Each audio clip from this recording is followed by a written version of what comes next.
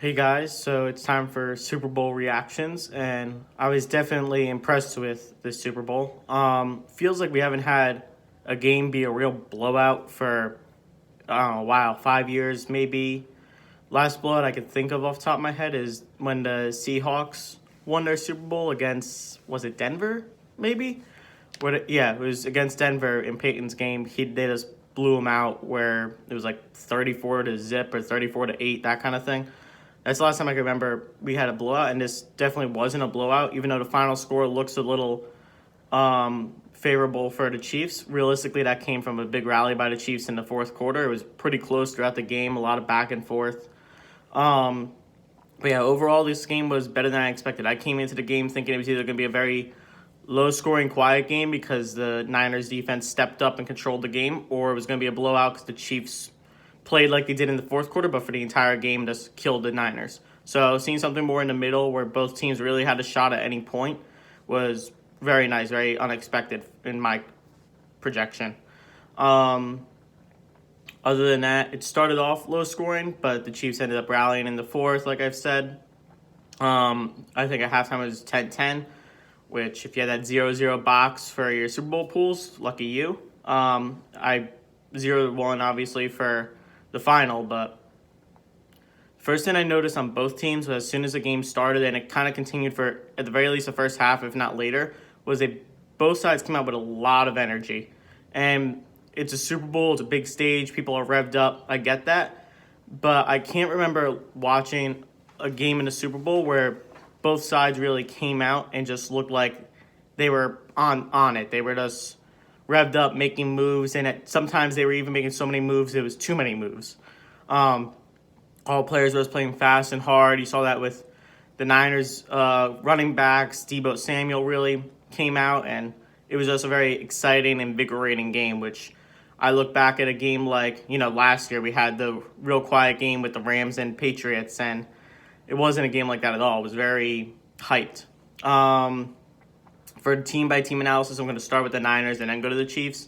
So Niners defense had good control to start off with. If they maintained that control, it would have been a different story for this game, but eventually the Chiefs overcame that. Niners run game still looked very, very strong. They weren't nearly as flashy as they have been the rest of the playoffs, but they just have such a good thing going on with their running back by committee. I've mentioned that in a couple of my episodes, so I'm not going to get into it too much, but it's a good setup for them.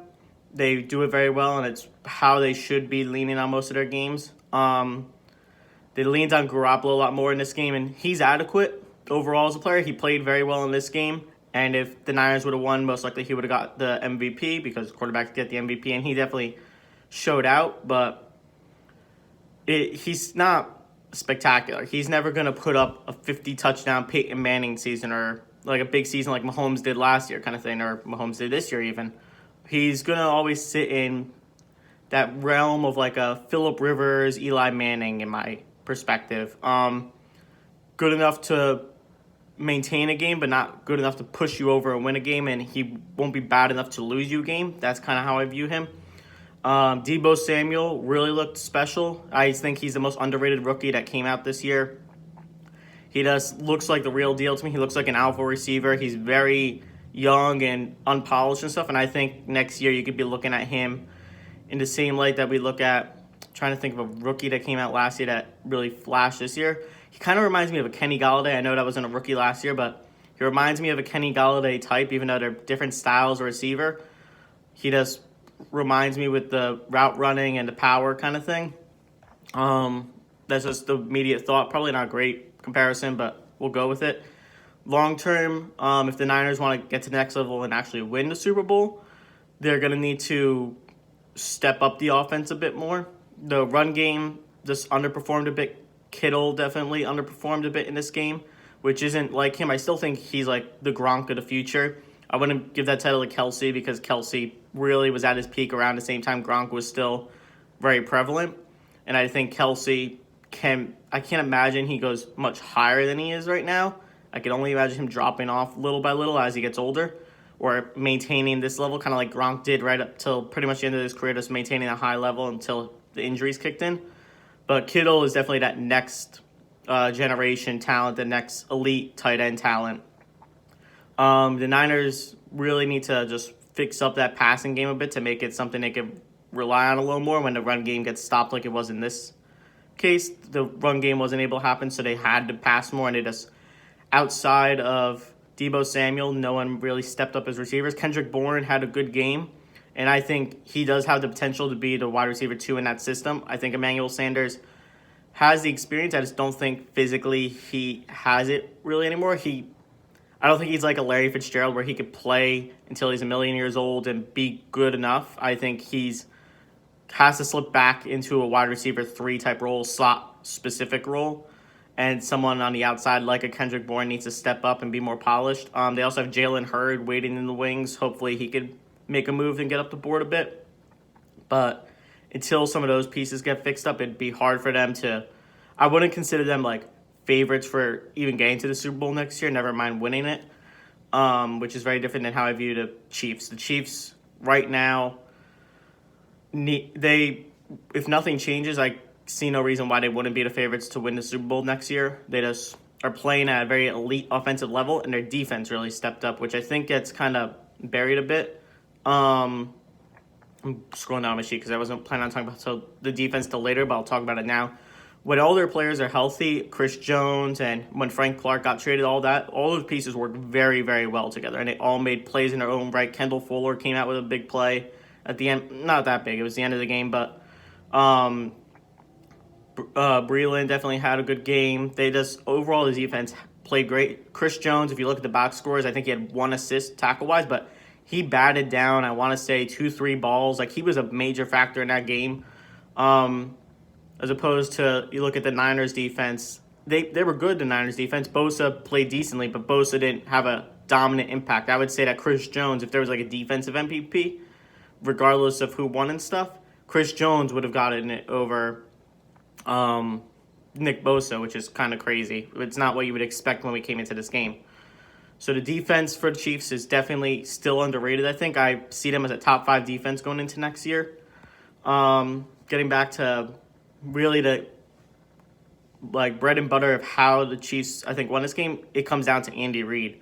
I truly believe that Andy Reid has been coming up with plays and game scripts and stuff for his next shot at the Super Bowl for the past 14 years or whatever. He went with the Eagles and lost against, I forget who they lost against, but he went with the Eagles once, like 14, 15 years ago. Andy Reid has, I believe, been planning his whole career to get back here. So between that and the Chiefs just getting hot at the right time in the fourth quarter, that's really what caused them to win. They just got motivated. I think without Andy Reid there, this team is a middle-of-the-pack team, but Andy Reid brings it to that next level.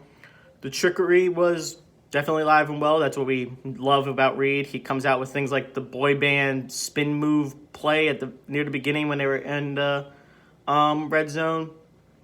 There was a lot of fourth down conversions and end arounds, things like that. They did a lot of tricky stuff. Sometimes it was too much for their own good, but it is exciting to see that, and I think it does, if nothing else, keep the other team on their heels. Like, they don't really know what to expect. Even if the plays themselves aren't successful as trick plays, it keeps the defense guessing, which is important. You need that. Reid's scripting was also very prevalent. I believe he's very much a type where he plans out pretty much the first half, at the very least, of his game play-by-play. And in this game, I think you could even see that it almost looked like he had the whole game planned out play-by-play of exactly what he would do. And if this team did this, he would do that. It was almost to the extent that sometimes it might have hurt them a little bit. One scenario where I saw it, this looked like sometimes Mahomes, rather than playing loose and looking for open receivers, he was aiming for specific receivers he was supposed to throw to on specific routes. The main play I'm thinking of was early in the game. There was a third down where Watkins moved to the outside, and as soon as he moved, I'm like, they're going to throw it to Watkins on a slant. And that's exactly what they did. So if I could see that, I'm assuming that's why the other team saw it. They were able to stop him on the third down, and it brought up a fourth down attempt that they ended up converting, luckily. But plays like that, the scripting can sometimes be a bit much, but it's Andy Reid. He's a master of the game, and I think if anyone could script out a whole game and win like he just did, it's him. And then at the end of the day, without Reid, this team would be a 8-6 type team, a 9-7 type team, rather than like fringe playoff contenders, maybe, depending on who the coach would be in the place of. But Reid is what makes them a Super Bowl talent team. Mahomes had some opportunities to flash, like on his first touchdown run, he was able to pound it in. He's athletic and his natural abilities are undeniable. That wasn't as on display in this game as Reid kind of took control and stuff. And the big difference between like him and say Sam Darnold or Daniel Jones, like any of these young quarterbacks, is that he's had the 1 year to develop. I think was a huge help for him, and I wish teams would go back to doing that, where they just give regardless of what their situation is, they should give their rookie quarterback that year to develop. Maybe give him like 3 games at the end of the season, but give him the year to sit behind a veteran. For example, the Giants, they kind of threw Daniel Jones in mid-season. I feel like they would have been better off if he sat behind Eli a bit, learned a bit more, watched the game a bit, practiced, got to know the team more, created chemistry. I think that really helped Mahomes sitting out that first year.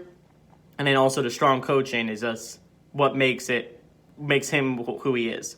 I think Reid knows exactly what he has in Mahomes, and he makes it work. That's, you look at a team like the Jets with Darnold. I think Darnold is a very good quarterback, but he's on a terrible team. His receivers are terrible. His coaching, I don't think, is special at all. I mean, Gase is probably one of the worst starting coaches in the NFL. So that's the big difference. You look at other parts of the system that Reid has made dominant. Damian Williams is a good running back. I think he would be a middle-of-the-pack running back on pretty much any team. If he was on, the Giants instead of Saquon, he'd probably be terrible because the Giants are terrible. But if he was on a team with a decent offensive line, you put him on the Tennessee Titans, I'm sure he'd be very good. Maybe not at Derrick Henry's level, but he'd be good.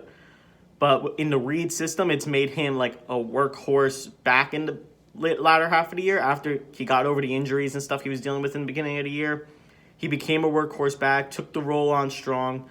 And unless they start adding pieces in the offseason, I see no reason why Damian Williams can't continue to be their lead back or workhorse back. On that note, I'll also mention that the biggest disappointment on the Chiefs team has been Darwin Thompson for me. I had high hopes for him in the offseason, and whenever he's on the field for play, it seems he disappoints. And maybe it's just because he's young. He needs to get used to the system more, get used to the NFL in general more. But if that doesn't change in the offseason, or if there's not something going on behind the scenes that I haven't seen on the field, I imagine that the Chiefs are going to try and grab another running back to stick behind Damian Williams to help him out, spell him a bit more, be there just in case something goes wrong. I could see them grabbing, an older guy like a Lamar Miller type to stick behind Damian Williams. I think would be a good match, like one of those type of running backs that has juice left in them but can't really be a starter in their own right anymore. And then on the topic of like backup role type guys, Watkins, I think, has done enough in the playoffs and the Super Bowl and stuff, as we kind of expected, to maintain his spot as a wide receiver 2 on the team. He's significantly behind Kelsey and Hill as far as top receivers and talent and all that, but he's solidly ahead of the other receivers on the team, such as Mecole Hardman and Byron Pringle. Like, he definitely is ahead of them. Now there's news he's going to step away from the game for a season or something like that. Don't know if that's going to actually happen after they just won a Super Bowl. It could really go either way because of the Super Bowl. Either he's gotten what he needed and he'll step away, or he's all revved up and ready for another season and wants to be part of a dynasty team, and good for him. But I don't think he ever has a future as an alpha receiver in the league. I think, looking back on it, the chances of his talent as a Buffalo Bill being a fluke more than a natural thing and this all being fluky is more likely. I think he's always been more of a wide receiver 2 type, which is disappointing, but he's very good in that role, and I think that's perfect for him. Overall, as long as the Chiefs' defense keeps playing at this level, the offense keeps playing at this level, I see no reason why they wouldn't be the favorites to win the Super Bowl next year. There's no team that's playing at their level that I could think of. If LA Rams could fix things up and be like they were 2 years ago, maybe they have a shot of playing that same style of ball, fixing their defense, the offense is high-powered, that kind of thing. But I don't see the Patriots as a team that would ever be able to compete against them anytime soon. Just, they're out in a different level. With that, I'm going to wrap it up. And I'll see you guys tomorrow for another episode. Have a great day.